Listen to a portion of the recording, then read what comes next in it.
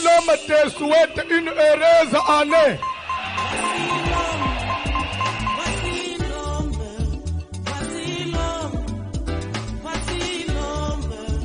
L'homme des douleurs, voici l'homme.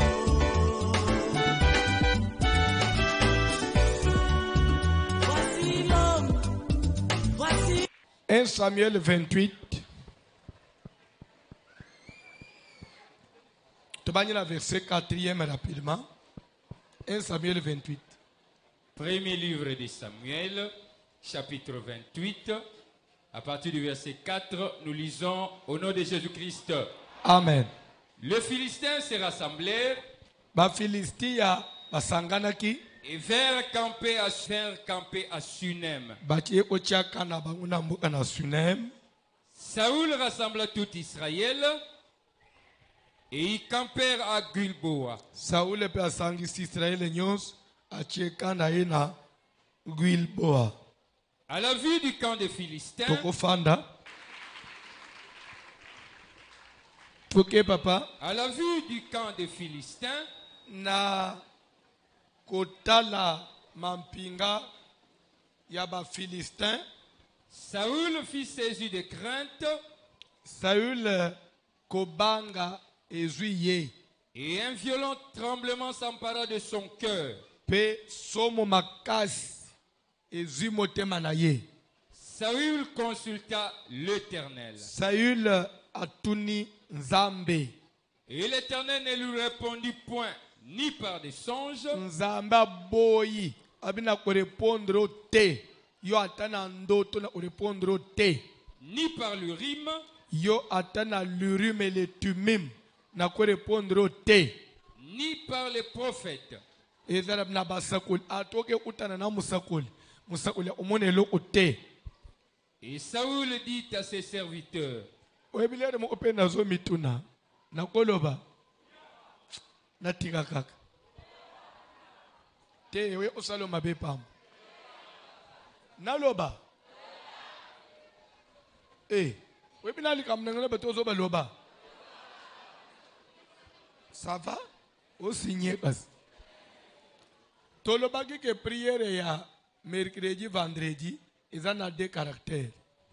Premier caractère, pardon, une forte. Deuxième caractère, la consultation prophétique. Nous venons aussi pas seulement prier, nous venons se consulter Dieu. Oui, mais depuis que tu as dit que tu as 40e mois.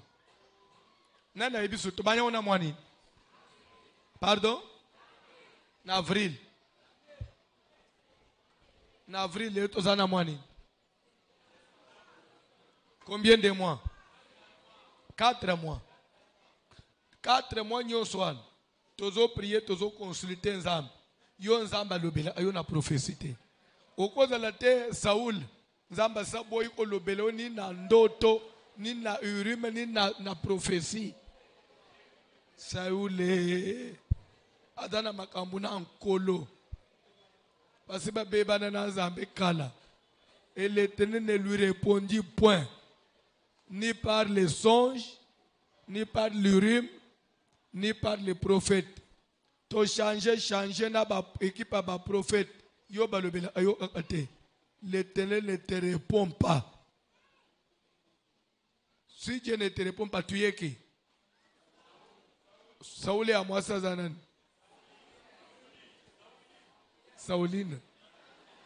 Sauline Lukanzambe.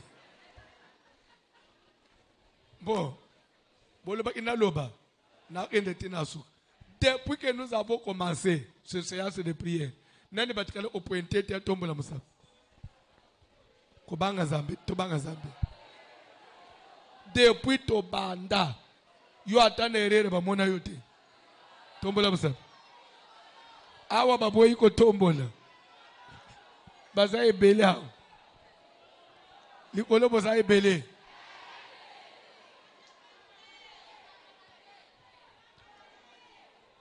Luka Nzambe. Toke papa. Mitala. Luka miroir. Mitala. Toke. Et Saoul dit à ses serviteurs, talandenga okoye kosuka lokola Saoul ilok et Saoul dit à ses serviteurs cherchez-moi une femme qui évoque le mort. lokola nzamba zoboye kolobela ngai bolukela ngai tanganga yo pe okende koluka nganga oluka te yo anzamba bomoy toke papa Et j'irai la consulter. cherchez-moi une femme qui évoque, en d'autres termes, qui consulte, en d'autres termes, qui rentre en contact avec les morts. Et moi, j'irai la consulter. Comme pour dire que dans la connaissance de Saül, il savait que ces femmes-là existent, ces gens-là qui peuvent rentrer en contact avec les morts, ils existent. Et que les morts aussi, ils existent. Toi, avancez.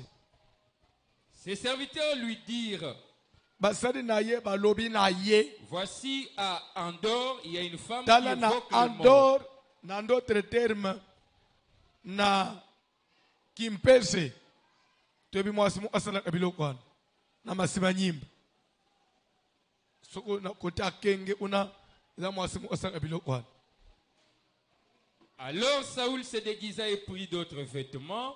Alongoli bilamba ya roi alachi lokola mutu simple alachi bilamba mususu Et il partit avec 2 hommes. akena batumi bale Ils arrivèrent de nuit chez la femme. Saoul lui dit, bakomi butu pa mwasi Saul alobi na mwasi wana prédis-moi l'avenir en invoquant un s'il vous mort. plaît fais quoi? Prédis-moi l'avenir. Prédis-moi l'avenir. Parle-moi de mon lendemain. Révèle-moi mon avenir. Mais en passant par qui? Un mort. Par un mort. Bande Koyebi, il n'y a aucune vérité sur la terre qui puisse être plus vérité que la Bible. La pure vérité du monde, c'est la parole de Dieu. Amen. C'est à travers la Bible que nous connaissons makambo nyonso ya mokili. Muta oyelo teke habilo apampambwana. Bakufi bazalaka te. Bakufi bazalaka. Bible ngoi. Bakufi Bazalaka. pas seulement bazalaka, bayebaka venir. Bakufi bayebaka Avenir. Saoul azobisa mwasi wana. Prédis-moi l'avenir, mais en consultant un. Mort. Pourquoi les morts connaissent l'avenir? Parce qu'ils ont quitté le stade physique, ils sont devenus des esprits. Et pourtant, tout ce que nous voyons dans la vie physique, ça vient du monde des esprits. Comme ils sont déjà des esprits, ils sont dans le monde des esprits, ils sont censés avoir les informations du monde des esprits. C'est pourquoi Bazoye va venir. Parce que Balungwe na stade bazana monde des esprits. Ndokipe akoye va venir à mutu. Quand est-ce qu'akoye va venir à mutu? L'era lungo ananzoto physique, le corps de la sorcellerie. C'est un corps spirituel. Le corps avec lequel les sorciers s'envolent n'est pas un corps physique. Ndokiata apumbwe nanzo alungwe nanzoto physique. Mais kokota nanzoto physique dans le monde de la sorcellerie. Quelque part il faut tika nanzoto physique. Again dans un corps spirituel. Parce que c'est un monde spirituel.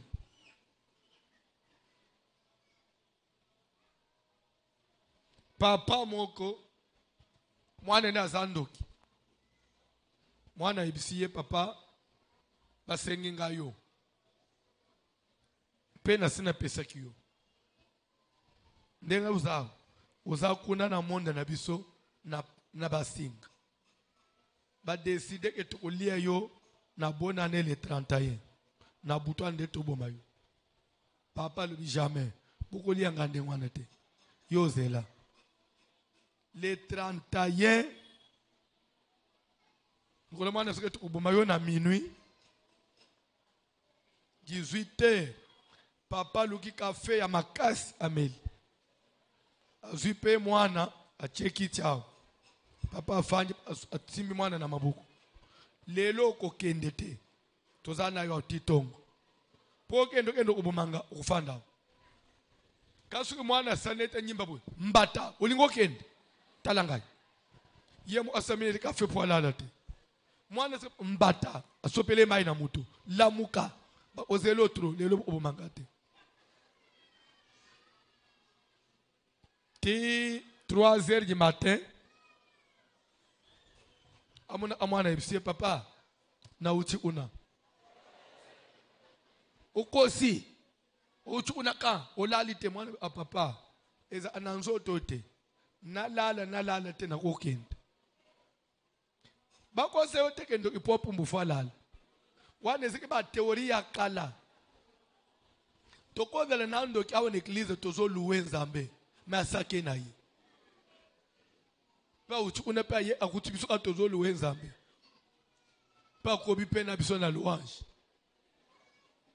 bando inyonso bazala ya sérieux nana otomula msobele papa uzana raison akoyo ozoni teko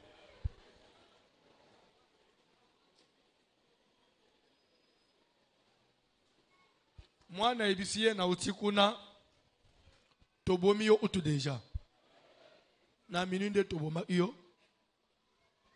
mais tocho na congélateur tobomi de nzoto no mbanyo sosto katikati totikika motem na yo lero sko toko pasula ka motema nde okufi papa amemi mwana aye koluka ngai papa na sali nyonso akekaka pe balu bakatikati nga deja natikali ka motema pasteur sala tout bali ya motema te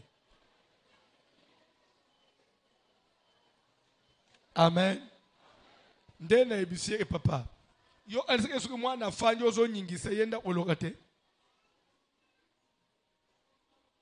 biloko akala o baze okosa biso c'était pour nous endormir ondo ipo loka ifo longola bilamba apumba mutakala wane pe mbo soke salamaka eze sorcellerie de l'antiquité sorcellerie mu ya ba villageois qui est développé pour la technologie et comme peut civiliser kalando aze ifo apola minu aza la salité bando o ocha parfum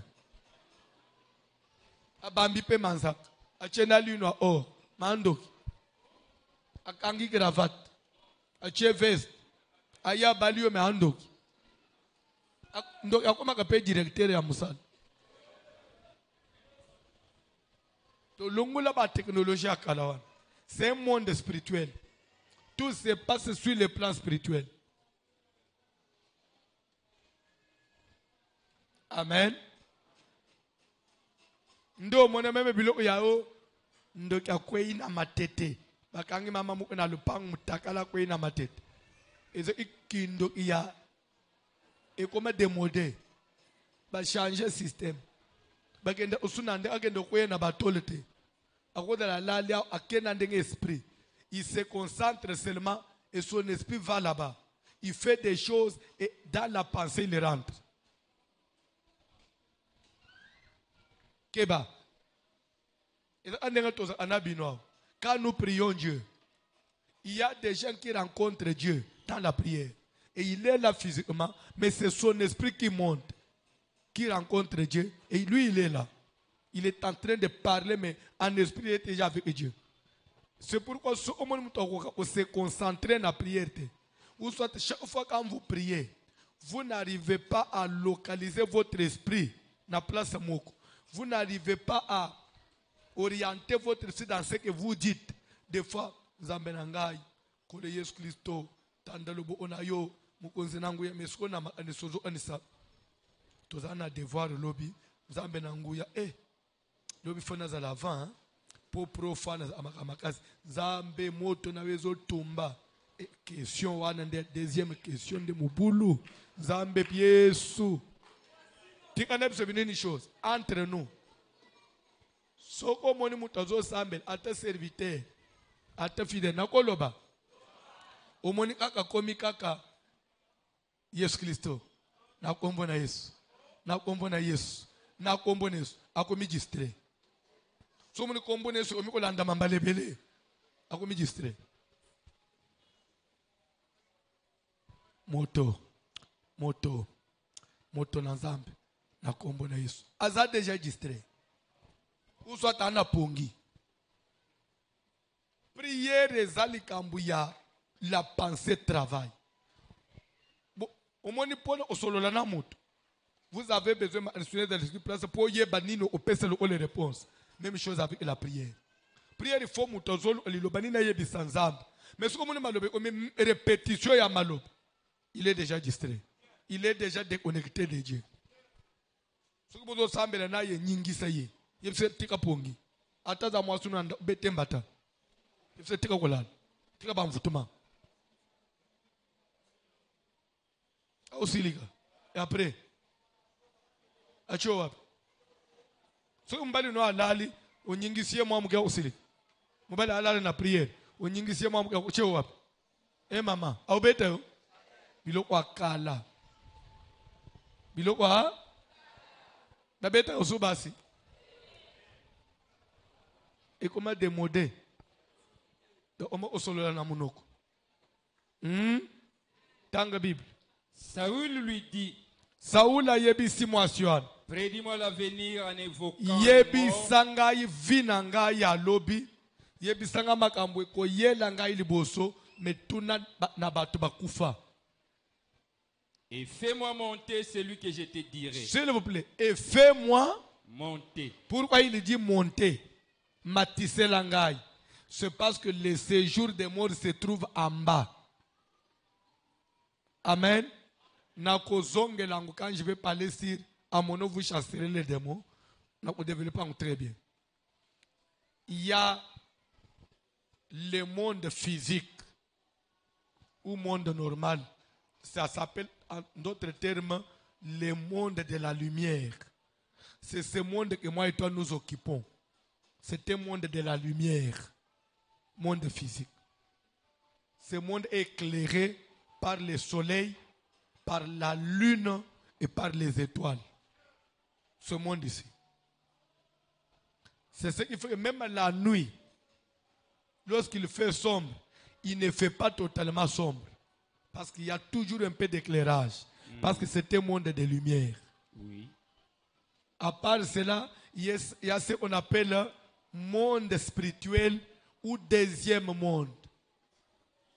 C'est un monde astral. Ce monde-là se trouve où? Ce monde-là se trouve entre le ciel et la terre. Ça se trouve en espace. C'est le monde dans lequel, c'est le monde dans lequel vont les sorciers, vont les magiciens et les occultistes. C'est le monde astral. C'est un deuxième monde. Ça s'appelle autrement monde des ténèbres. Ça se trouve entre le ciel et la terre. C'est dans les espaces. Est-ce que vous avez quand les magiciens se concentrent, quand les sorciers s'envolent, ils vont dans ce monde-là. C'est un monde intermédiaire. Ça s'appelle monde des ténèbres parce que c'est un monde qui n'est pas éclairé. Vous avez Oui. et à part ça, il y a le ciel. Il y a le ciel, il y a le deuxième monde, et il y a le monde physique. Et après, il y a le séjour des morts en bas. Tout ce que j'ai dit ici est dans la Bible. Donc, on peut se venir au verset. Quand je viendrai avec cet enseignement-là, je n'invente rien. Donc, autant dans la Bible, il y a le séjour des morts qui est en bas. Le séjour des morts, c'est un monde de ténèbres aussi, caractérisé par des ténèbres, des épaisses ténèbres. Kuna mulili za volume. Volume. C'est-à-dire que za mulili a makasi. Amen. Amen. Et le séjour des morts, il est subdivisé en deux depuis la résurrection de Jésus. Il y a le séjour des morts de tout le monde, des païens, et les saints d'Abraham, le lieu de repos pour les saints. Tous ceux qui meurent dans la volonté de Dieu. Ils sont dans ce monde-là. Et tous les deux mondes, c'est en bas. C'est clair? C'est pourquoi au moins Saoul dit à la femme, et fais-moi monter celui que je te dirai. Matisse Langai. C'est-à-dire que de là en bas, dans le séjour des morts, fais-moi monter quelqu'un d'entre les morts que je vais te dire, que je vais t'indiquer. Il ne dit pas, fais-moi monter quelqu'un comme Nazar, c'est lui que je te dirai. Pourquoi il dit c'est lui que je te dirai? C'est comme pour dire que tout le monde est là. C'est lui que je vais citer. Toi, tu as le pouvoir de le faire. Hein? Cette femme, elle était efficace. Elle a le pouvoir de faire monter n'importe qui. Mais pourvu que cette personne soit déjà morte, qu'il soit de ce monde-là. C'est clair? Voilà, bien. Toi, avancez. La femme lui répondit, Moi, ça y a nous lié.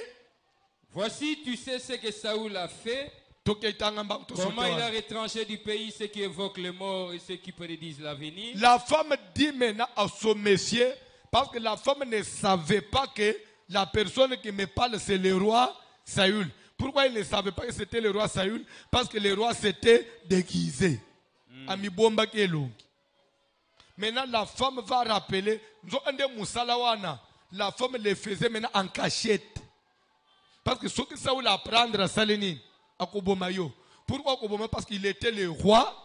Quand Dieu l'a investi, le prophète Samuel lui avait dit, comme devoir dans le territoire d'Israël, on ne peut pas avoir quelqu'un qui évoque les morts. Parce que Dieu est jaloux. Dieu est jaloux. Dieu ne peut pas accepter, lui, il est là. Au lieu de consulter, pourquoi Dieu faisait jalousie dans Batouba? Parce que tous les morts n'étaient pas sous le pouvoir ou sous contrôle de Dieu, ils étaient sous contrôle de Satan. Parce que tous les morts étaient comme les prisonniers de Satan, parce que jusqu'à là, la clé du séjour des morts était entre les mains du diable. Alors, tu ne peux pas passer, arriver, entrer en contact avec les morts sans passer par le pouvoir du diable. C'est comme ça que la femme là, qui était servante de Satan, c'est celle qui avait le pouvoir de faire quoi? De vous faire connecter aux morts. Donc il faut passer par le diable pour rentrer en contact avec les morts. C'est comme aujourd'hui aussi, tu ne peux pas rentrer en contact avec les saints anges si tu ne passes pas par Dieu. Parce que c'est Dieu qui est le maître du ciel. C'est clair? C'est ça la connaissance. Toujours avancer. Pourquoi donc tends-tu un piège à ma vie pour me faire Moi, mourir? je suis en Yobi Saoul, ozo tenter un piège. Ozo Luka, l'air Saoul oyoka ke. Moi, si moi ozo sale biloko ana bomanga. Saoul lui jura par l'Éternel en disant, Saoul a juré na ombo Yesu alobi en tout cas na ombo Nzambe, il ne t'arrivera rien de mal. l'Éternel est vivant, il ne t'arrivera point de mal pour cela. La femme dit, OK. que veux-tu que je te fasse monter? L'air moi ça yo igazas qu'on a garanti. Saoul a juré. Au moment où il a juré, serment. Et il a amuké au nom de Dieu. Dieu ma mère. N'a juré. Bilo Oan. C'est pourquoi les chrétiens d'aujourd'hui, il faut enseigner. Le serment en Israël, c'est au prix de la vie. Ce que nous avons juré, c'est au prix de la vie. Selon la parole de Dieu. Mais les autres, vous avez juré dans mensonge. Sachez que chaque fois que vous jurez dans mensonge, vous rendez votre Dieu inefficace. Vous avez une efficacité. Vous avez éloigné, vous avez éloigné la vie. Vous avez juré dans mensonge. Hein? Vous avez juré dans mensonge.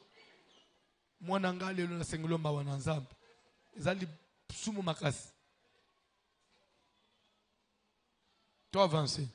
La femme dit, qui veux-tu que je te fasse monter? Moi, si azotuna skoy mutwa Saoul, hein? Azotuna. Oligina matiselo yo muweyi nini? Et il répondit, Bande. Baweyo bazolo bawana. Bakunda ma cimetière mon côté. Ozolanda. Mutuna mutadana côté bakunda ye. Mais chez cette femme-là, elle est là le pouvoir. Ya moué ya tabakunda ye na États-Unis. Mais ya bimisele yo yao. Pourquoi ça?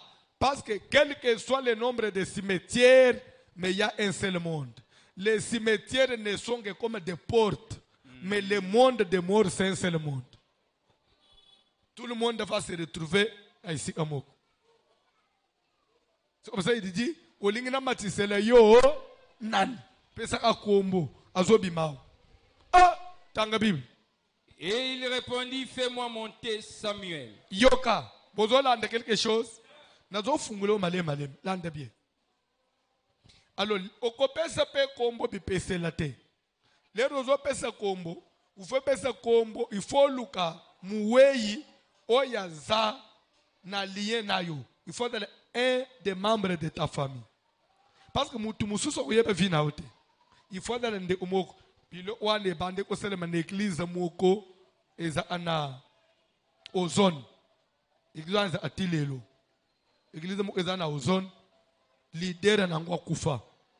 Boyebi yango akufa depuis les années 90. Leader nango utaloba akoseko. Après 3 jours, parce qu'il se faisait passer pour Jésus. En tout cas, oyebi Mobutu azaki efficace. Hein? Mobutu a toutes les précautions. A tchana ba soda na ba aner. Ba battre les bemba de total ndenga oseko. Ti 3 jours ele aseko te. Mobutu le bomoni akoseko bokende okundai. Mobutu le tamse kozala ba ventire ya kotina cercueil après on ande okufita après oseko. Na kote utuna détail te. Mobutu aza apenda na bilo omoko. Il gérait vraiment le pays. Mobutu gérait même les églises. Il était au contrôle de tout. Au prophète Moukasa quelque part, il s'est dit ceci, cela. Mobutu fasu isayo. Landa, église wana, ti lelo ezalaka. Soko zana tembe. Lobi oko kende. Je ne connais pas l'adresse, mais je connais seulement que je ne connais pas la pona kende onate. Ozo kende kuna ba depse ne bazati lelo pe basambela akuna ba ota makolongulu ozo ota kuna olobi na zana besoin na solola na papa na biso kufa ya 30 ans bazolo ba pesa kombo papa na bino ozo pesa kombo papa na biso kombo na ye Ambroise Mutambai ba ko sala aka quelques incantations. Papa, je vous jure au nom de la vérité. Ozo yo kombo ya papa na bino, ozo voix ya papa na bino. Comme si l'era za anabomoy. Pe akobengo na kombo tamsundenga bande ukumisa yohan. Abengo na ombo na yo.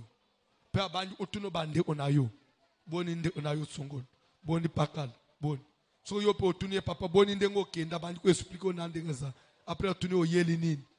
Il faut ça. Ça se fait il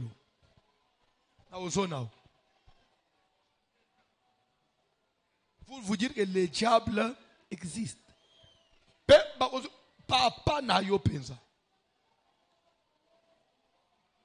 Abani otuno famille nyons. Des fois papa na o reprocher bin. Botele bozo kanete ponani. Bolanda amakamande unabino wanate. Même les nazaki na bomo na bandu ko sebino ende unamina zabiente buche ngate. Boko gende pe famille mobimba. Boyo iyepe bo sololi bo silis bozo. L'église mobimba wana doctrine na ngweza aka oye osoli na batu ofi ozongenda. L'église yangwa.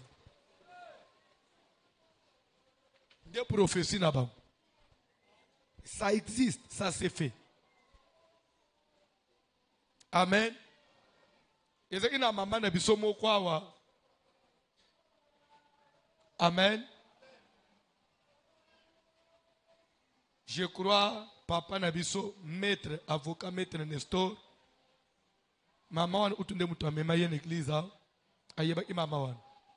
C'est une maman umela ka ume. Namona esute so akenda wapi. Ye pa kufela amubali. Mubali naza imukunzi so iyaba. Ufide so inin. Babumaka ye na mission de service. Un jeune papa. Jalousie bato amusala ba chele poison akufi tellement que maman ze choc makasi pona ye ne ba yebisa non to ko memo quelque part au solana mobale na yo ba memaki pa chef coutumier mo ya kananga aya epa na résidence na limitao ba memaki pa ya chef coutumier wana lera utikana ba signal ka ye mama ye chef coutumier yebisa au solana mobale na yo anda muko ya studio ya muke kak batie rideau et kabol rideau wana eza transparent muni ba rideau ba transparent penza ba tami wana uvanja uzomona na ngambo chef ayebisi fan check it out tala na rideau mobali no kobima na kati kuna n'osez pas l'embrasser si tu l'embrasses tu meurs ato moniye suke ko bouger na kiti te bu osolo nyonso tuna yeme ko katisa rideau te ko simba na nzoto te mama ki afanji chef bimia bloqué ndako atiye moko quelques minutes après maman yo imu pepe après atala boye son mari qui vient se mettre sur la chaise obache ikuna na vesto bakundela iye nango mobimba ya mobali na ye lere akotipa bengi ye na ombone chéri aba isina ombone ye tu viens me troubler pourquoi abi non nde u fata ande yo kenda ki nde mbala banji olobomone le pango na biso place boy sa boy landa camarade nanga songolo atikele na mbongo na ngai tala place boy na compte musuna banga boy wona bisek yote bazo solo la boy batela bana nanga bien ti basolo basilisi mbala tuniye uzana lika mususu habité na zo ba éclaircissement nyonso OK ngana kei na nyimite so to omona le lisusu pa mobali ya limwe mama bandi obete sko na porte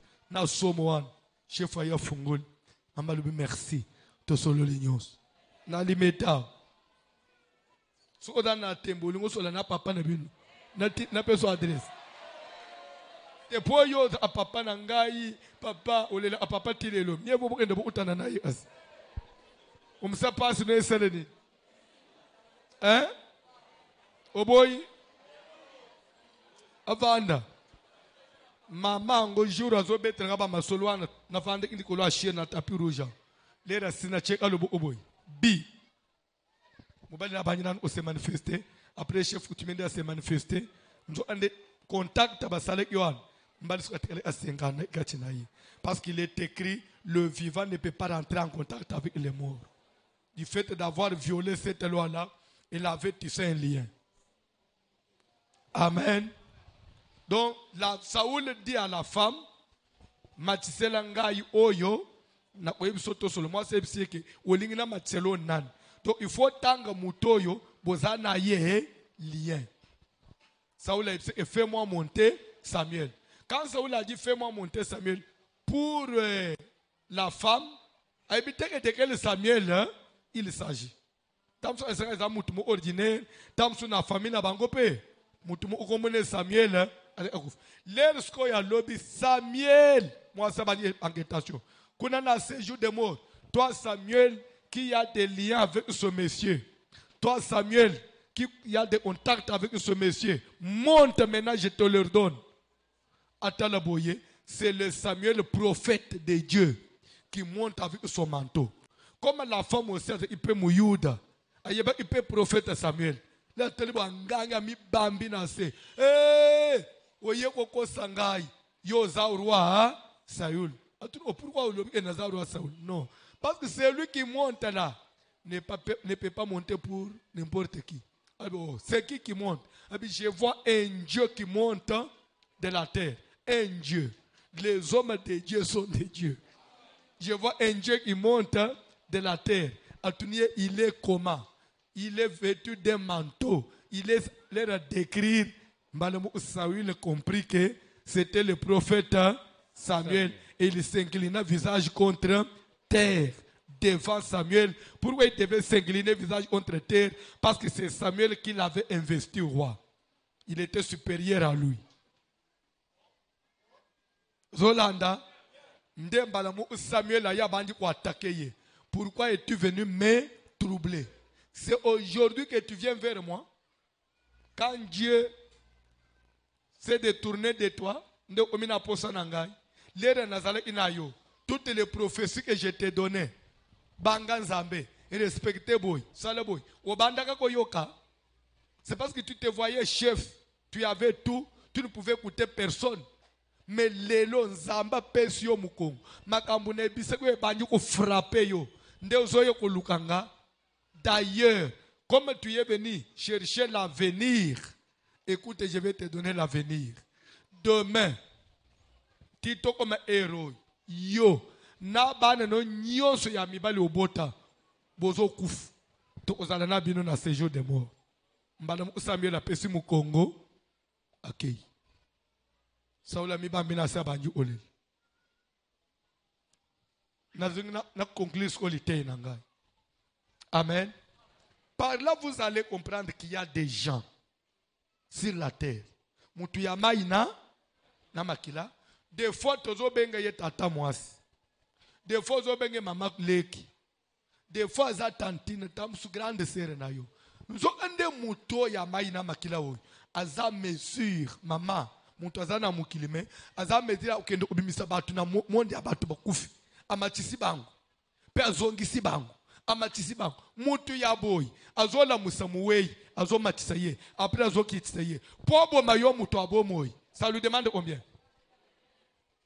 Vous comprenez bien une telle personne qui a cette capacité là d'aller dans les séjours de mort kobimisa mukufi ata ya 40 ans amatisi ye après asilisi mission azongisi ye mutu ya boy po bamba yo maladi na nzoto ça va lui coûter combien?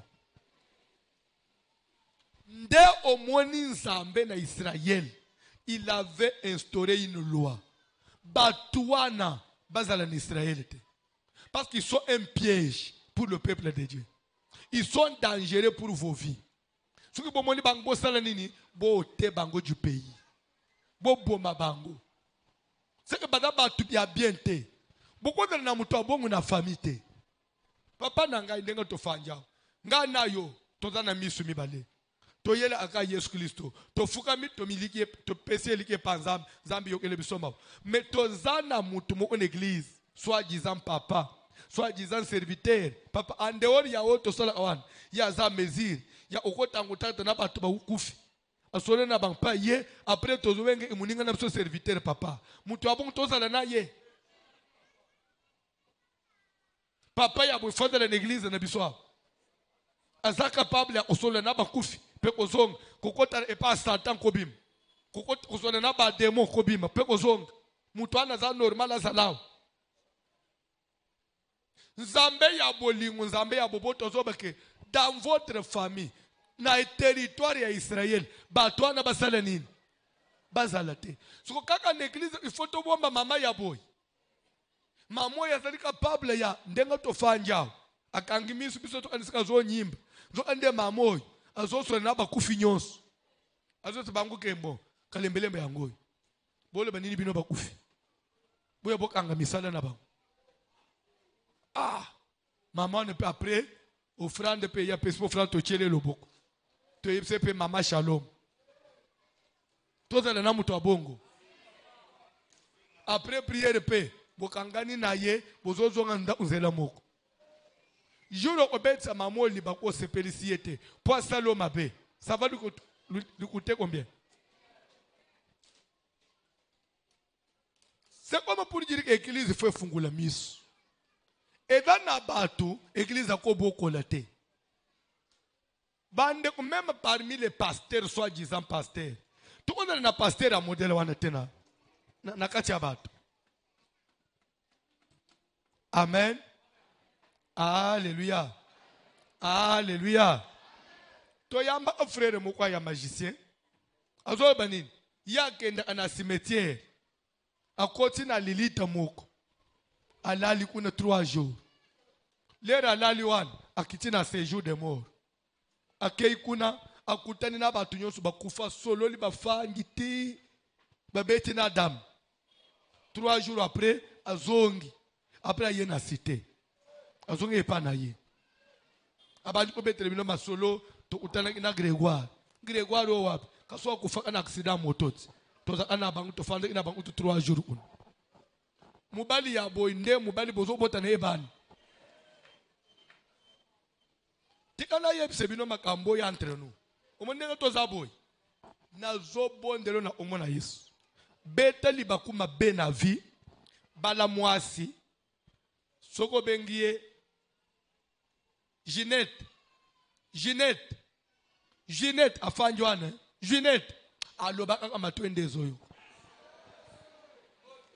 ngana do manado manangane ka lungo unobongo osala ngani beta tali ba umabe bala mwasi abongo c'est encore supportable mais suko yo bali mwasi ya bolali na mbeto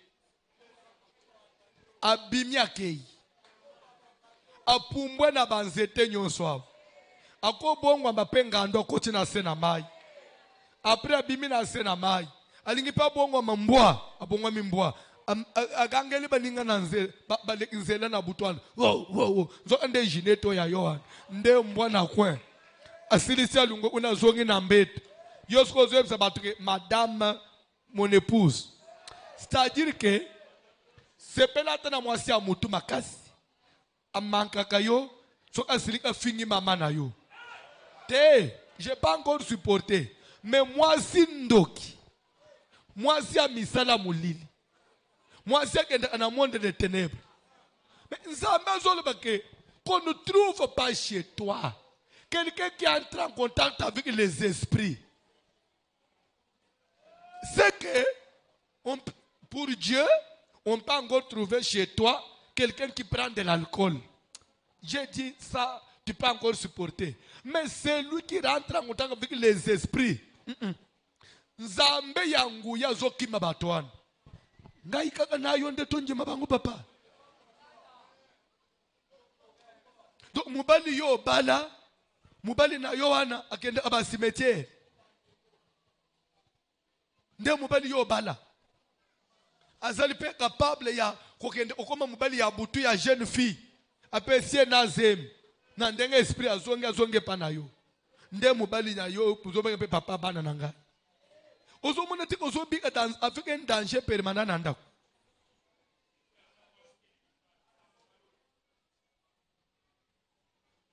tozo sala prière soki mutu ya bongo na famille mno aza nzamba bomaye akoki ko échapper na bato mais ko échapper na nzambe te soki mutu ya bongo tozana en église awo nzamba bomaye okoyebisanga te yozo ozana maoleka ya nzambe ya oyebisanga ke pasteur na bino zo baba boma bato yebise que Dieu a dit qu'on ne trouve pas chez toi quelqu'un qui évoque les esprits so yebisa mutwana nous avons trouvé quelqu'un chez nous dans l'église qui évoque les esprits. C'est comme ça que par rapport à ces versets-là, notre pasteur nous a autorisé de les tuer. Oh bon, on dirait que ma famille. Oui, parce que la Bible nous a dit, dans ta famille, qu'on ne trouve pas quelqu'un qui évoque les esprits, mais dans ma famille, j'ai trouvé deux. Comme j'en ai trouvé deux, par rapport à la parole, notre pasteur nous a donné mandat de les tuer. Peut-être osambe pas dans zambete. Ozo sa la prière. Bandeko. Vanda tana mama oyo. Akabela kabino elo ote. Mama zolamba fufu aleya obombama. Alalisi bana nemo onzal. Mais mama yando ite. Mama yando ite. To mama na butu asazwele bino mibali. Alena mbonga latana maputa. Sundenga buzo telengana wana azo telepe azo yeb pas à l'aise yo pe oto mama nangai na pass baba nangai na sunga mama nangai mais mazo baba nangai na sungwana mama na asaba liso 4 fois na butu mama boy faut asili septembre pone nini donc vous allez comprendre qu'il y a des gens sur la terre qui peuvent faire ça. Mais moi c'est bande une chose grave. Dans la dimension, il y a prophète Samuel. Niveau spirituel à Samuel. Mais cette femme-là, sorcière, a dans la capacité à manipuler Samuel. Monte, descend, parle. Bon, ce que maman a manipulé Samuel, bon gana yo.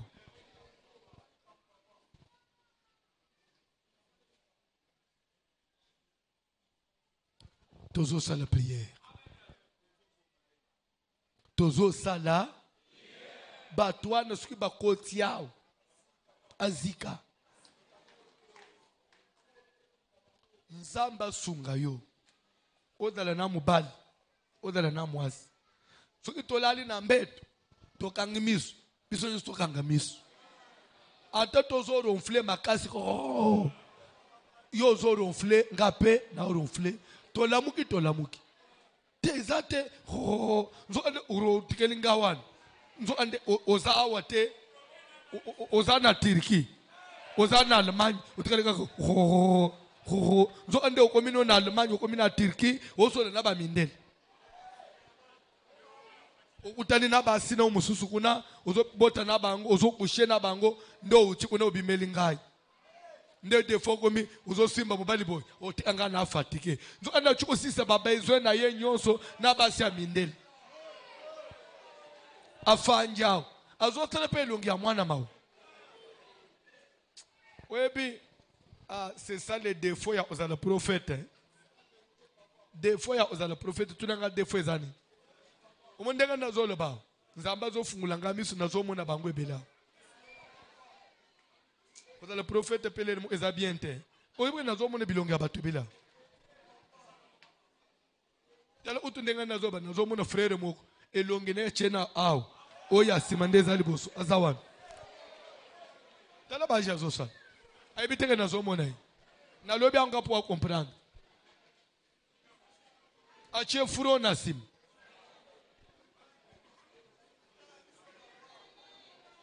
so nazoto awa zo sala boy bona nda ku priere za au sala batu ndengeni sero kwei na fiancé ya boy lero amachi furo achie na sim amachi liko sa cheli boso wana ako salo nini mama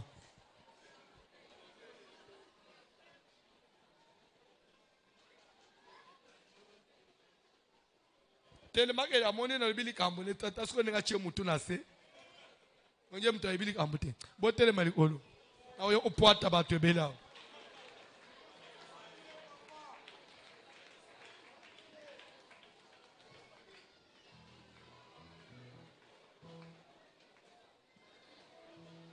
omoni toli na opesa yo toli na opeso salata neto ba frère na biso mususu na ba mama na biso mususu awo webika ba mama na biso mususu awo depuis na banda mateyo ba sister kangote suka mateyo linge banda ba bimi baki po ezo chia bangu mal à l'aise bazawo pour constater kate bo remarquer te kedana bato ba supporter mateyo te depuis na banda il s'arrange avant na zo micro bazala basiba kwi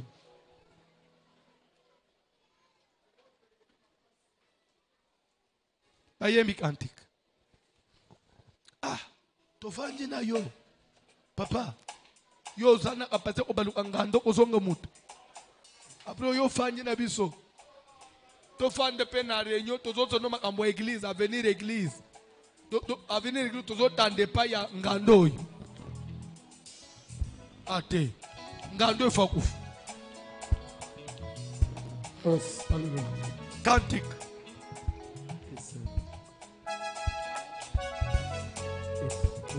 Alléluia.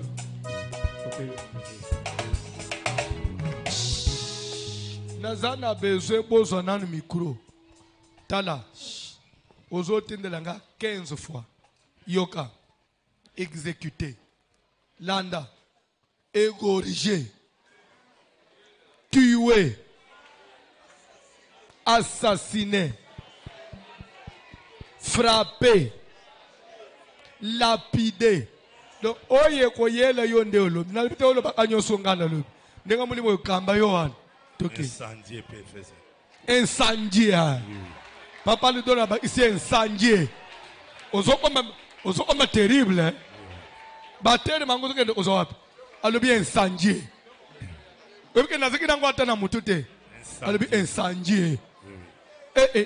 Alidoro abebe. Toki. Incendié! Et comité, il faut monter pela dans le village. Incendié! Égorgé! Frappé! Exécuté! Exécuté! Gorgé! Gorgé!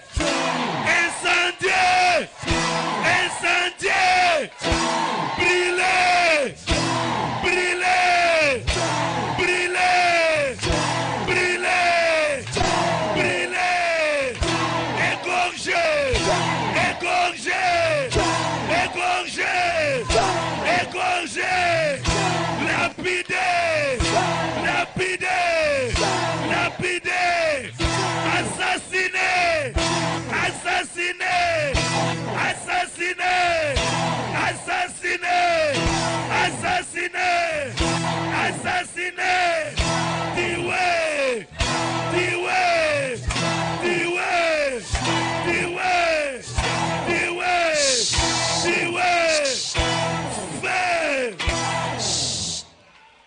ni bisonyoso na maboko. Tosimbani na maboko andenge totele. Tosimbani na maboko. Tosimbani na maboko. Soki tosili soko che désinfectant. Corona pe zape awate. Tosimbani na maboko. Simba muninga na maboko zala concentré. Nalo simba muninga na maboko. Papa, simba muninga na maboko, je l'ai dit. Tozo sala prière. Yebisa nzambe. Tokutana awa. Toyebana awa ono ya église. Eloko esangise biso évangile ya Yesu Kristo. Ngai nayo avant église. Tozaki bande ya wapi? Boni boy, boni kotingama nanga boy. Avant kili ngala tozaki bande. Oh, tel. Oh. Te, natuni avant église ngato yebana kinao. Boni ba vantire boy. So eloko esangise biso église. Église nde komiko peso makokia okotati na vinanga. Tozo sale prier. Mutu nyonso ya église soy. Edele ya communauté. Awo tozo représenter na communauté. Edele même ya communauté. Edele même ya église mso sambela. Oya kota na parcours na yo. Oya lukaka liwano même ya mwana na yo. O vi na yo ebebe. Oyo komo na bolamu te. Ngai na yo. Toye osale concurrence. Lelo soki na voyager na kei. Tokutana no so wapi. Tokoma ko se mesurer vinga na yo. Tange ngana na balite ya kobalete. Oh. Ngano tikala combien? Tana basere mususu. Tana banjimi mususu. Oh. Tutu na yo balite sko yangani na kati. Ngana balete po yo za ya yananga. Poni boyiko. Ozo sa de prière. Lokola ngana na bongite ya kubonga kate. Eza nini? Ozo sa de prière mutu nyonso. Oto kutana kako ono ya église. Ata na église muko na masina place ozalaka. Okoma kolota mama wana. Okoma kolota jakra wana. Moto ekita. Azika. Nzamba boma ye. Nzamba zikisa na michopo na ye. Kobanda oti partout. Tosambele na ombo na Jésus. Na kombo na Yesu Kristo Seigneur Dieu. Nazokitsa moto, nazokitsa moto, nazokitsa moto, nazokitsa moto, au nom de l'église, toute personne au nom de la communauté, toyebana na yo sima ya makambo nzambe, toyebana na yo sima ya makambo nzambe. Lelo tu es contre ma grâce, tu te lèves pour me combattre, tu te dresses contre moi. Mais moi, je sais que ce qui nous a unis, moi et toi, c'est l'évangile de Jésus. À part l'évangile, tu n'as aucun pouvoir sur moi. Si cela ne vient que de l'évangile, et l'évangile ne t'a pas autorisé de me tuer, ou de me faire du mal, ou de me combattre, de me causer du tort. Moto kita, justice nazambe telema, au nom de l'alliance, Kalembelembe salana yes, itumba nyos, ezela nanzela église, derrière ma amouanzam, et ya supérieur mon spirituel, et inférieur toi égal à moi-même, ayamba moto, moulini na yezika, kindo na yesambwa, dans le nom puissant de Jésus. Nazopele la moto, nazopele la moto, nazopele la moto, nazopele la moto, nazopele la moto.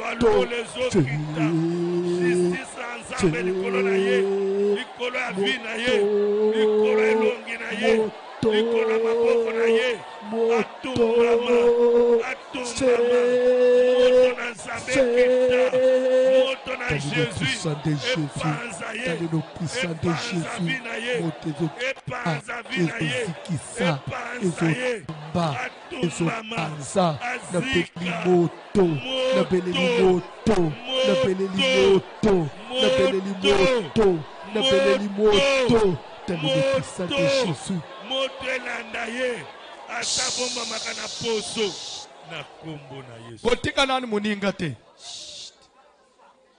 Yoke loko tozo sal. S'il vous plaît. Landa ba amnazolo. Vendredi toza na prière oui ou non. Na bondeli yo na kombo na Yesu. Vendredi tozanga vendredi te. vendredi kozanga te. Culte ya vendredi na poko. Les roseaux ya sala tout. En dehors de toutes tes offrandes. Na sengyo ebelete. Na sengo ka 500 francs. En dehors ya ba offrande na yo nyonso. Bomba 500 francs. Biya 500. Biye ya 500 wan. Toko simba na suna maboko. Toko prier. Bitumba nyonso ya vi na yo. Ezo yela na ndenga ya église. Soit osambele na église mu osolungwa. Okoma komona ka ba mama na bazobundisa yo. Balingi nini na yo? Oh, muto za libre olungwa na église okende place akokende? Eza nini? Serviteur ano koma ko lote ka buzo kushena ye. Balingi nini?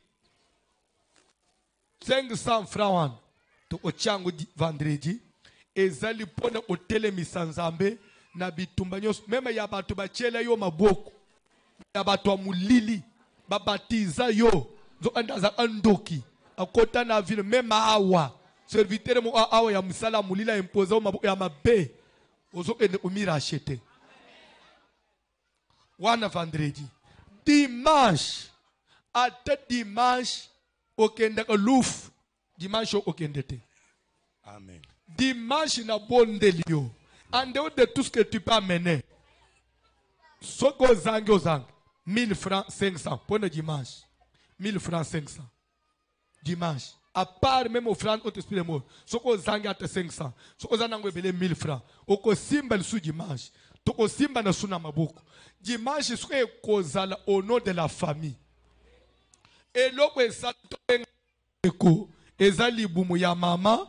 To mukongo ya papa sangisa biso mais epesio ndingisa te yo yokotse mulimu nanga na se mabele parce que zande ko nangai Au nom de Jésus. parce que za tata mwasi nangai Au nom de Jésus. nzambo biso to luka kana kalemele to vandela kanzala akut ata papa bota yo il n'a pas droit de faire de toi sa femme de nuit yoka papa na bino mwasi na ye za mama na bino yo za mwasi na te ameka na nzoto note nzambe asiteka ya alembelem aboma ye nde wana dimanche soki tosilisi ya tokozosko 500 wana ya vendredi na 1000 na 500 ya dimanche ekozala panye a part tosangisi tosambeleli yango topesi basali ya nzambe bakokende nango soki na hôpital mokwe soki na bato ya malade quelque part bakepesa yango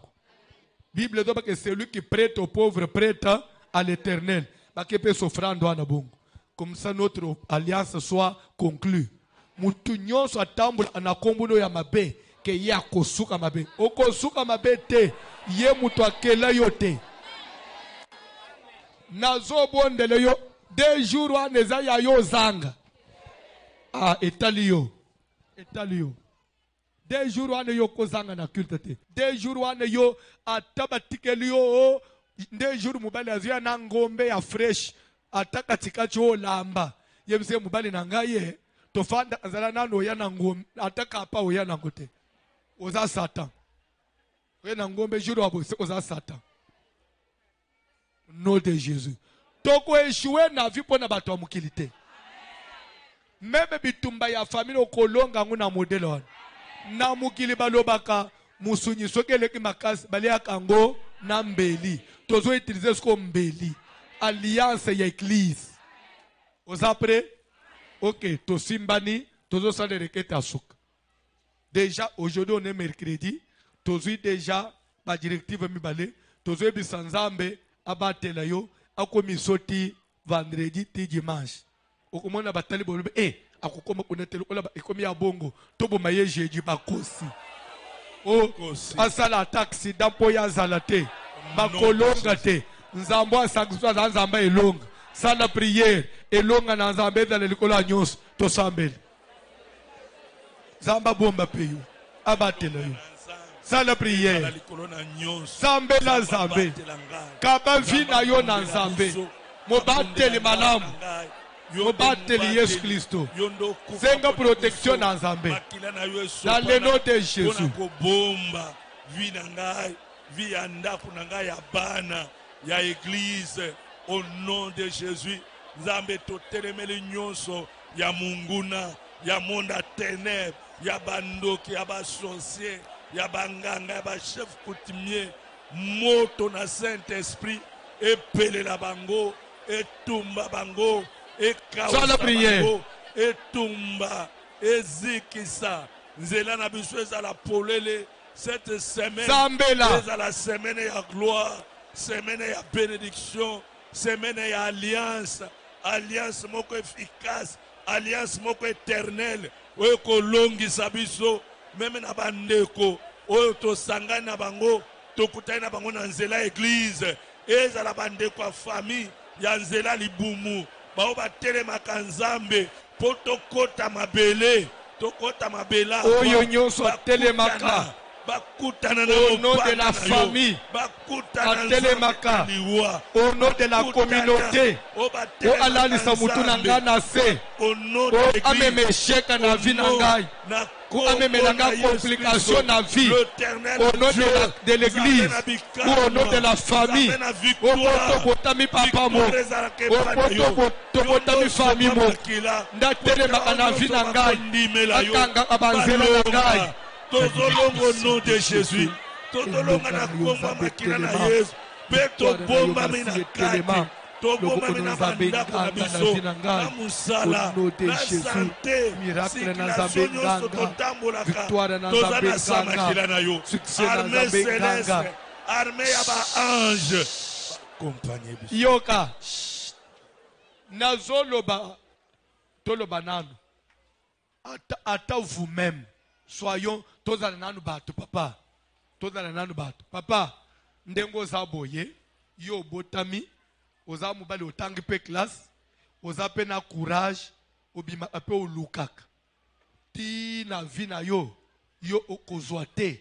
Parce que zana, ya yene bino muko ya mwasi, abala suki na matete, azoba ke lobanka mutu na tikele libelete. Leki nangawan, amatakita, ya kozala kaka mitelengana. Donc, il y a yo vipe na sena moy et keiti et se solde na neya pona nino kasi ya ena bisi ya matete grande série ya matete ndengo zabo mwana mwasi yo kofanda na ndako alibala te pona nini grand frère na mini honorable ya lobake étoile ya le inangai nde na salelak ya ko balak akomona alibala te. So yo peut au l'élite na ba église, au salite na ba jeune ti 50 ans. Au bali na yote ya yo vipe et silika kabong pona nini ono kasi étoile na ngai ya na bsia honorable mutu asalelaki. We biteke meme pa na Nzambe okende osamba. Nzamba kutuno elu unini okende osala na mukili. Nyoso na tinda yo osala te. Ndenga tozali awa papa na bino nda telemi alubino mikolo na ye na mukili koki. Il faut soka kufa kende. Alongoli na mukili. Tamusus ozana mwana moko, tamusus ozana na 4 ans. Mwana wana tikala komi orpheline, babeta kaye, bafinga kaye, olia mama na bino, nzo ande mwana batu innocente, nzo ande boma yo na papa na bino. Mwana wana tikala zo souffrir. Ozongi mebilo wana na moya lelo. Yo zo autoriser bilo wana na moya lelo. Na zolo ba uzo sala prière sikoy. Mutu nyonso ya mai na makilo lokola ngai. Omoni cette femme qui avait le pouvoir d'évoquer les morts. Hein? Ponna kende ko bata mana Andor. Akimaka nani? Saoul, oui ou non? Que Saoul azobo mabato yo, bazo sala misala na biso. Il faut bat musuba ki ma famille. Bayeba kengano to boma abato basala abilokwa. Ah nazolinga umatsa mabu olikolo. Belela moto na Nzambe kola libota na yo. Mutu nyonso na misala molili ya kauka, ya zanga kimia, ya sambwa. Sala prière. Sokita na libo pima na famille na ngai.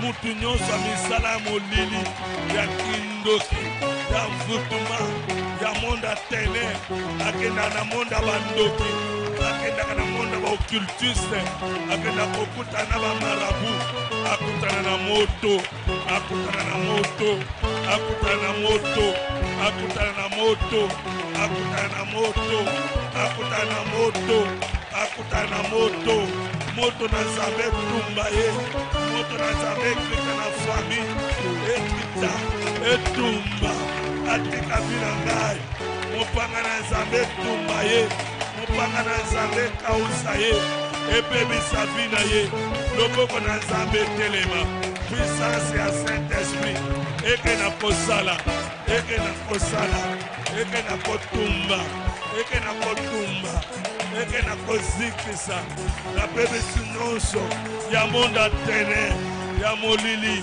ya kindoki, nazokitsa moto, nazobelela moto, nazobelela moto, nazobelela moto, nazobelela moto, nazobelela moto, nazobelela moto, nazobelela moto, moto na Nzambe ezotumba, moto na Nzambe ezozikisa, ezopanza, ezopanza, ezopanza, ezopanza, ezopanza, nazotumba, nazobelela moto na famille, na libota, na village natali, mutu nyonso atambolaka na kombo na ngai, atambolaka na sujet na ngai, akauka, akauka, na kombo na Yesu, na kombo na Yesu, na kombo na Yesu, na kombo na Yesu, moto na Nzambe kita, moto na Nzambe kausa ye, moto na Nzambe longole na mokili, azanga vision, amonaka lisu te, akota ndaku, au nom puissant de Jésus. Yoka, zo position, zo énergie, tozo sala na prière, tozo boya liwa, tozo boya kokufa liwa ya batu, ya maboko ya batu. David patelema kaloba, je ne mourrai pas, je vivrai. C'est parce qu'il avait compris que liwa est tellement il bosso na ye, et itan ya ye okufate, ozo boya. Même moi na kukufa te liwe kokota na nda unayo te kende kotindika liwa moto na Nzambe ezokita nazoboya liwa nazoboya kufa likolo ya bomoi na ngai likolo ya ndako na ngai nazokende kotelemela liwa nazotelemela liwa nazotelemela maladi nazotelemela bafleshi nyonso diabolike nazokende kodetruire yango nazokende kopanza nabeleli moto nabeleli moto nabeleli moto esprit de mort esprit ya kufa esprit ya sacrifice esprit ya mopaka molili ya bandoki coalition monde ya ténèbre eyamba moto eyamba moto eyamba moto etumbama moto na Nzambe ezopela moto na Nzambe ezokita mopanga na Jésus elanda mutu nyonso akenda koluka liwa akenda kosomba cercueil akenda kosomba mabele akendaka na monde ya ténèbre koluka liwa likolo na ngai koluka liwa na bana na ngai na ndako na ngai atumbama atumbama atumbama atumbama atumbama azika moto na Nzambe ezopela moto na Nzambe ezopela moto na Nzambe ezokita moto ezopindola ye na misisa ezopindwama neponge na ye ezokauka biloko ya libumu ezokauka makolo na ye ezokauka azotumbama azopela moto moto na Nzambe ezokita ezopanza ezopanza ezopanza ezotumba ezotumba ezotumba na kombo na Yesu Kristo au nom de Jésus au nom de Jésus au nom de Jésus moto kita ezala na famille ezala na église ezala na société ezala na bacamarade ezala na connaissance za bakauka toye kotongawa tour de Babel te comme si on est venu se réunir autour ya liwa potokunda abibembe jamais. Molimu na liwebi man église. Kobanda basale nzambe, kobanda bana na nzambe, na oya yata lelo. Mutu nyonso zo kotao, mikuta en sécurité. Ate bitumba ya famille landaka ye na ambassade, so okoti na ambassade. Ate armée ya mbo ane symbole susté. Kalembelembe za l'ambassade. Kobanda pasteur, ba serviteur, ba papa, ba maman, ba jeune frère, ba jeune sœur. Ate beba zana maboko. Liwe bi man église na biso. Moli mo akufe kende musika sala prière. Au nom puissant de Jésus. Nazoteleme na molimo akufa. Na kati église na biso. Banda na pasteur na biso. Na basali na yo. Nzambe nazoteleme na liwa. Na ba mama, ba papa, ba jeune frère, ba célibataire. Nazokende ko détruire. Nanda pa pasteur. Nazoteleme na liwa. Nazotindika moto. Moto na nzambe ezokita. Moto ezopanza. Bao nyonso bamemaka kufa. Ekalembelembe kopedre te. Kalembelembe kokunda te. Kalembelembe kolonga. Baserkei basombi. Mabulu bafungoli. Etumbama. Ezika. Epela moto. Moto na nzambe ezokita. Ezopanza nyonso ya ténèbre. Esprit à sacrifice, esprit à kufa, liwa nyonso, nyonso batolinga, séjour de mort, même famille, basi bafungola, balandaka bango, molimo ya sacrifice, molimo ya liwa, ya bamaladi, eyamba moto, eyamba moto, eyamba moto, eyamba moto, etumbama, etumbama. Etumbama, etumbama, etumbama, ezika. Moto na nzambe ezopela, moto na nzambe ezopela. Exécuté! Feu! Yoka, tozo sala prière. Umoni nenga tozali aho. Kindoki muto somba kangwe zate. Ekozala na kokola, na kokola. Tamususu mbanda mama na bino, tamusu koko na yo, ayokela kiyo mutema mabe, alesa yo kindoki. Oluka ki angote mama, oluka ki angote frère. Oyawo penzamba bengi yo. Me bongole mutema tikati. Tika. Me suko dolinga ko tikate. Wakamati kindoki ya familia bino, okomi kuitilize po bungise église. Église o wapi. Oya kalembelembe. Où nous avons sacrifié toute notre énergie. Nous sacrifions tout notre temps. Kalembele moto pesa vina biso nyos. Po lelo mona na boy. Yo yena kindo ino ya famille. Obande koloka biso. Tozo sala prière. Ndoki nyos kati na biso. Wadano ko l'antenne en communication na bato libanda. Aloba aboya nazawa. Mikolo na yedala ya kotanga. Azala serviteur kati na biso. Mikolo na yekomi ya kotanga. Azala papa mama awa présence nena alembele mikolo komi ya kotanga akauka nzamba fule mu pepe ya egarema ememe ye musika nzamba saliserera ya sambwa Jésus mote kita ndoki nyonso misala mabe oya misala antenne oya yana kati église akoma kobundisa église kobundisa pasteur kobundisa basala nzambe kobundisa bamama bapapa baserviteur d'intercession ekodime ayamba moto atumbama akauka na kombo na yesu oyo atelema kobundisa bapartenaire kobundisa social ayamba moto kobundisa teknike moto na nzambe kita bayembi basala antenne ya molili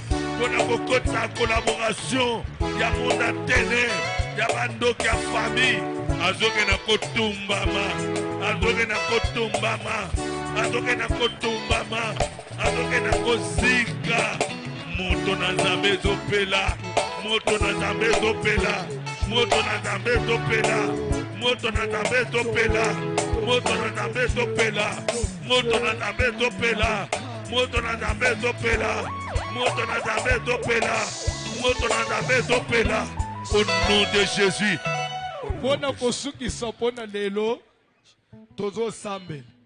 Eloko biso to yeliao. Eloko biso to lingi ndenge tozaliao. Papa ye na ye o témoigner na sombi lupango. Voici l'homme Nzambe no asali na une mission de service na Hollande. Pendant une semaine so omoninga ite. Papa to émission de service na Hollande toza 2.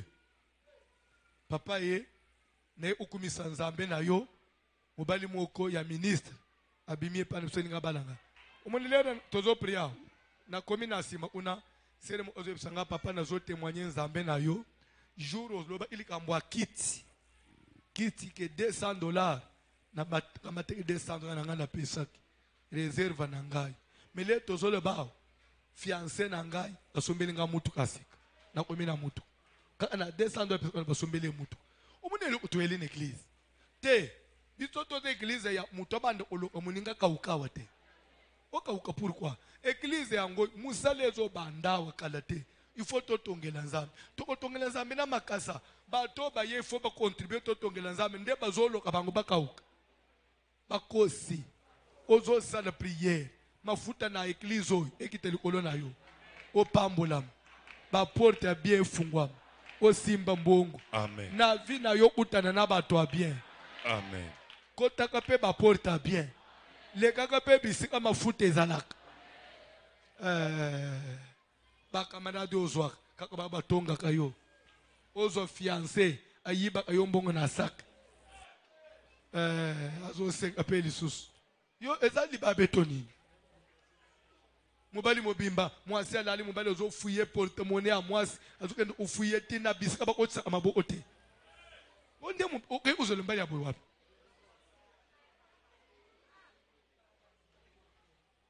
nde okomi ulamuka na tongo mbongo na nge ezalaki awa wana bandi oronfle asemble neti nzoka ndalamukaki na butu afuye iyo mobali ya boye kobeta ateli kofi na zolo wana kana sia oronfle wana kelibela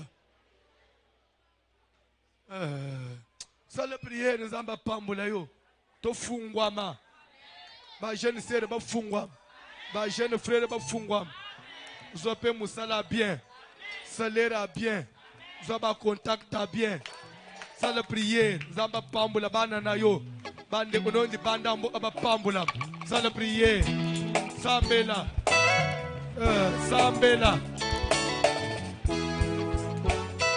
Kolo na biso Yesu Masia nasengi loboko ya bonsambe na yo kati na bobo irangai kolo na pusani liboso na yo po ete na souffrir te Jésus na pusani liboso na yo po ete osala ngai butu lolengo ozoloba ete boza mikila te boza babito Jésus pambula ngai na mbongo pesa ngai ba opportunité oye kopambola ngai financièrement pesa ngai ba opportunité oye ura kopambola ngai matériellement Jésus ozoloba ete l'or et l'argent t'appartient Jésus na pokwa lelo naye kosenga argent epai na yo naye kosenga or epai na yo nakelama na mabele oye richesse nyonso eza kati na ngai kolo fungola ba richesse nyonso tie kati na ngai misala na ngai efungwama misala ya mwasi na ngai efungwama